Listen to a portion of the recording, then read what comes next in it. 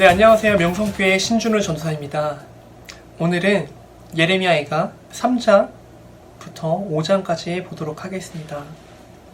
예, 어제 말씀드렸던 애가의 뜻은 무엇이었죠?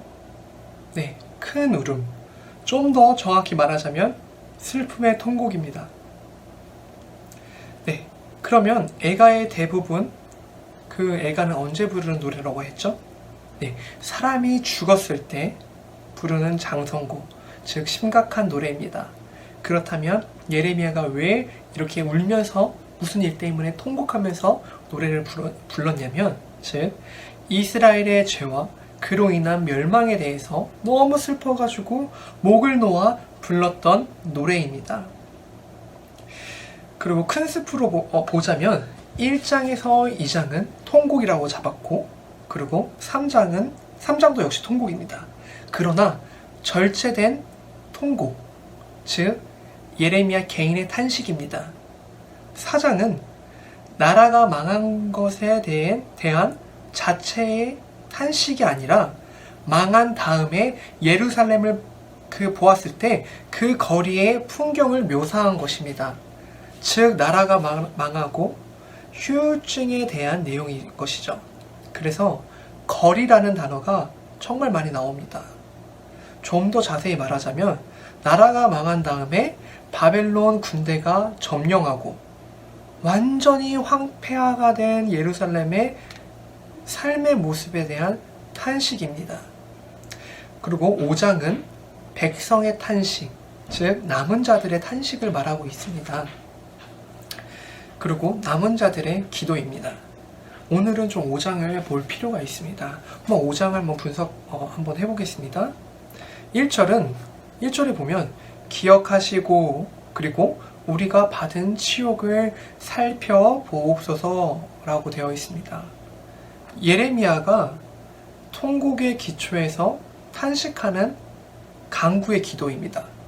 즉 10절까지는 민족의 상처와 아픔을 정리하고 자비를 베풀어 달라고 그 하나님께 기도드리고 있습니다.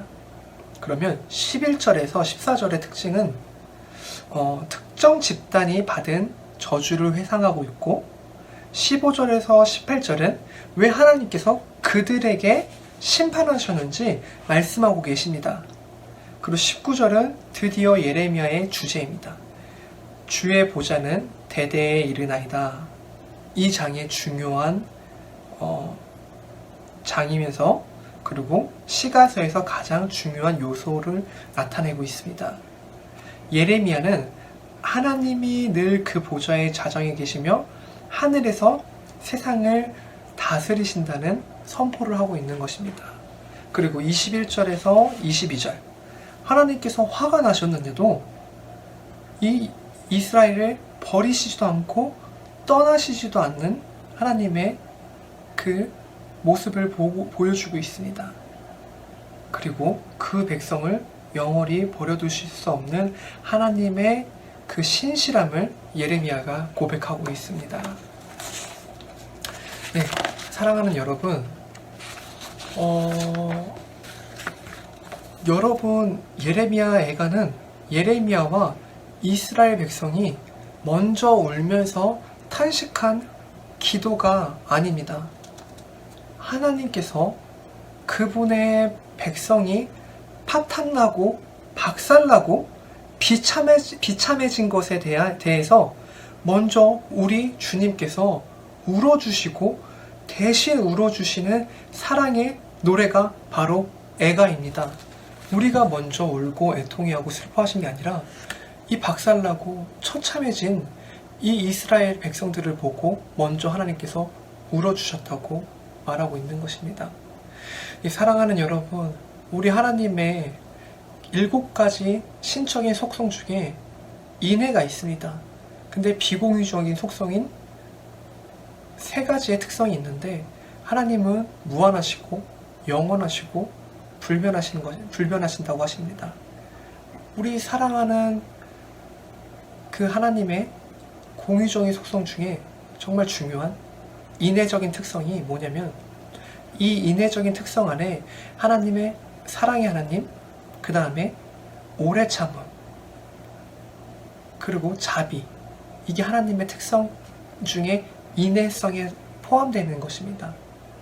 그래서 우리 하나님의 그 인애가 인간이 가지고 있지 않는 비고기적인 속성 중에 인애가 무한하시고 그리고 영원하시고 불변하신 분이시기 때문에 이렇게 우리를 보시고 먼저 울어주실 수 있는 것입니다.